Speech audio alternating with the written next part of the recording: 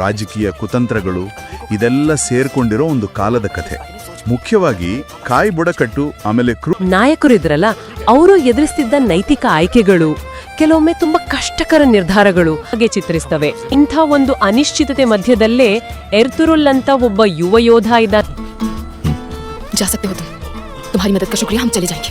बहुत जल्द अंधेरा हो जाएगा यहाँ, दरिंदे खून की बू सूंघेंगे तो हमला कर देंगे।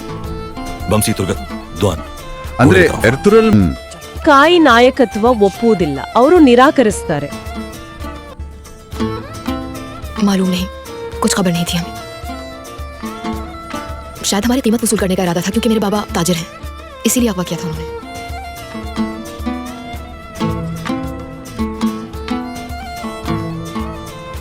बहुत मशहूर ताजिर होंगे, तभी इतने सलीबी तुम्हारे ताक़ुब में थे।